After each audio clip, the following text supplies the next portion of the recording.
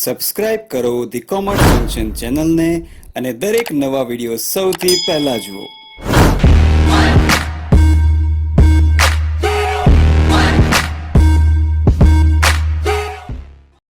કેમ છો બાળકો? તમે બધા જ મજામાં હશો અને હું પણ મજામાં છું. સ્વાગત છે તમારું આપણી ચેનલ ધી કોમર્સ જંકશનમાં. કેમ છો વિદ્યાર્થી મિત્રો? તમે બધા જ મજામાં હશો અને હું પણ મજામાં છું. હું પાર્થ પંડ્યા સ્વાગત કરું છું તમારું આપણી ચેનલ ધી કોમર્સ જંકશનમાં. તમારી રિક્વેસ્ટ પર સૂચક આંકનો 15મો ભાગ લઈને આવ્યો છું અને આ ભાગની અંદર આપણે 3 માર્ક્સનો એક ખૂબ જ ઇમ્પોર્ટન્ટ ક્વેશ્ચન છે અને એ સ્વાધ્યાયની અંદર આપેલો છે. સ્વાધ્યાય 1ની અંદર અને એકદમ છેલ્લો દાખલો છે વિભાગ F ની અંદર. અને એ આઈએમપી ક્વેશ્ચન આપણે એ કરવાનો છે. આમ તો એ IW વાળો જ દાખલો છે, પણ થોડો અટપટો ક્વેશ્ચન છે. એટલે તમે વિડીયો જોશો એટલે આખો ક્વેશ્ચન તમને ઇઝીલી સમજમાં આવી જશે કે સૂચકાંકની ગણતરી કઈ રીતના કરેલી છે, ભાર કઈ રીતના શોધ્યો છે અને ફાઇનલ આન્સર આપણે કઈ રીતના મેળવ્યો છે. આગળ પણ બીજા 3 ભાગ આ ચેપ્ટરની અંદર આવશે. એની અંદર 2 માર્ક્સના ઇમ્પોર્ટન્ટ બોન્ડના દાખલા કવર થશે. ત્યાર પછી એક ભાગ MCQ માટે આવશે સ્પેશિયલ, અને ત્યાર પછી છેલ્લો ભાગ એક વાક્યના પ્રશ્નો જે બોર્ડની પરીક્ષા માટે ખૂબ જ ઇમ્પોર્ટન્ટ છે, એટલે કે વિભાગ A અને B બંને પણ આગળ કવર થઈ જશે. વિડીયોને એન્ડ સુધી જોજો અને વિડીયો તમને કેવો લાગ્યો એ ચોક્કસથી કમેન્ટ કરીને મને જણાવશો અને વિડીયો ઉપર લાઇક કરવાનું ભૂલતા નહીં. વિડીયો તમને સારો લાગે તો વિડીયો તમારા ફ્રેન્ડ સાથે પણ શેર કરજો, જેથી તેઓ પણ આપણા વિડીયોનો લાભ લઈ શકે અને ઘરે બેઠા ભણી શકે. તો ચાલો શરૂ કરીએ.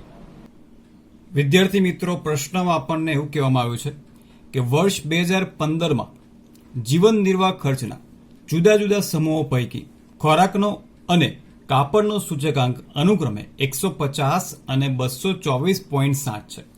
અહીંયા તમે જોઈ શકો છો, આગળ પણ આવો આપણે ક્વેશ્ચન કરેલો છે, પણ આ ક્વેશ્ચનનું લેવલ થોડું ડિફિકલ્ટ છે. આમ તો અઘરું ના કહી શકાય, પણ થોડું ધ્યાન આપવાની જરૂર છે. અને આપણને ખબર છે કે જ્યારે જીવન નિર્વાહ ખર્ચ શબ્દ હોય ત્યારે આની 2 રીત છે. એક કુલ ખર્ચની રીત અને બીજી કૌટુંબિક અંદાજપત્રની રીત. પણ જ્યારે અલગ અલગ વસ્તુના આ રીતે આપણને સૂચકાંક આપેલા હોય ત્યારે આપણે એક જ મેથડનો ઉપયોગ કરશું, અને એ છે કૌટુંબિક અંદાજપત્રની રીત. અને એની અંદર આપણે IW વાળા સૂત્રનો ઉપયોગ કરવાનો છે. એટલે ક્વેશ્ચનમાં આપણે I જોઈશે અને બીજું આપણને જોઈશે W. I એટલે કે સૂચકાંક અને W એટલે ભાર. હવે અહીંયા સૌથી પહેલી વસ્તુ તમને આપેલી છે ખોરાક. એનો સૂચકાંક ડાયરેક્ટલી તમને આપેલો જ છે 150, અને બીજી વસ્તુ આપણને આપેલી છે કાપડ, અને એનો પણ સૂચકાંક આપણને આપેલો છે 224.7. તો સૌથી પહેલા એ બંનેની આપણે નોંધ કરી લઈએ. ખોરાક અને ખોરાકનો સૂચકાંક આપણને આપેલો છે પ્રશ્નમાં 150, એટલે એને શોધવાની કોઈ જરૂર નથી. બીજી વસ્તુ આપણને અહીંયા આપેલી છે કાપડ, અને એનો સૂચકાંક પણ ડાયરેક્ટલી આપેલો છે 224.7. હવે આગળ તમને એવું કહેવામાં આવ્યું છે કે બળતણના ભાવમાં 220% વધારો થયો છે. ખાસ શબ્દ જોજો, વધારો થયો છે. વધારો થયો છે એનો મતલબ કે આપણે 100ની અંદર એને પ્લસ કરવાનું છે, અને ઘટાડો કીધું હોય તો 100ની અંદર આપણે એને માઇનસ કરશું. તો આ રીતના આપણને બળતણનો પણ સૂચકાંક મળી જશે. તો એ પણ આપણે નોંધી લઈએ. તો ત્રીજી વસ્તુ આપણી બળતણ 220% વધારો છે, એટલે 100 વત્તા 220 એટલે આપણને બળતણનો સૂચકાંક મળી જશે 320. ત્યાર પછી ભાડાનો ખર્ચ ₹4000 થી વધીને ₹6000 થયો.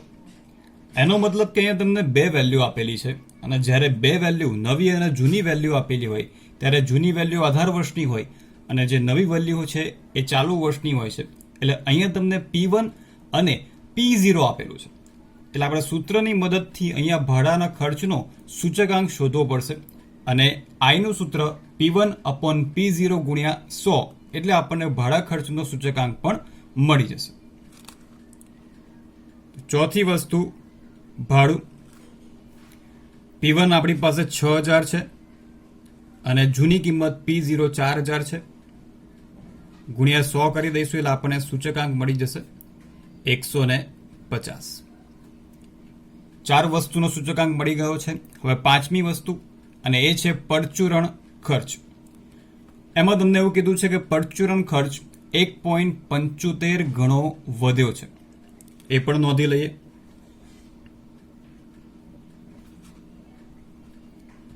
જ્યારે પણ વધારો કીધો હોય ત્યારે 100 ની અંદર આપણે પ્લસ કરશું. 100 ની અંદર આપણે 100 ના 1.75 ગણા પ્લસ કરવાના છે, એટલે 100 વત્તા 100 ના તમે 1.75 ગણા કરશો એટલે તમને 175 આન્સર મળશે.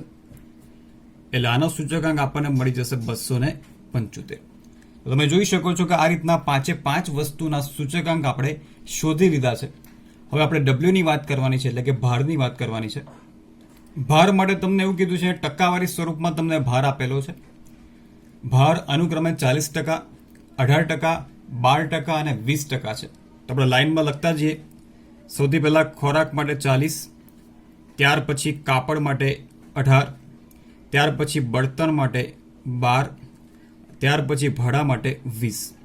હવે પરચુરણ ખર્ચ માટે અહીંયા આપણને ભાર આપેલો નથી, પણ વિદ્યાર્થી મિત્રો તમે જોઈ શકો છો કે ભાર ટકાવારીમાં છે અને ટકાનું ટોટલ હંમેશા 100 થાય, એટલે અહીંયા સરવાળામાં આપણને કેટલા મળી જવાના છે? 100 મળી જવાના છે. તો આ જે ડિફરન્સ હશે એ શું હશે? પરચુરણ ખર્ચનો ભાર. 100 ની અંદરથી આ બધી અમાઉન્ટ તમે માઇનસ કરશો એટલે તમને અહીંયા મળી જશે 10. એટલે કે પરચુરણ ખર્ચનો ભાર ડબલ્યુ આપણને મળી ગયો છે 10. બસ હવે આઈ અને ડબલ્યુ નો ગુણાકાર કરી દઈએ. 150 ગુણ્યા 40 6000, 224.7 ગુણ્યા 18 40 44.6, 320 ગુણ્યા 12 38 40, 150 ગુણ્યા 20 3000, 275 ગુણ્યા 10 એટલે કે 2750. આ બધાનો સરવાળો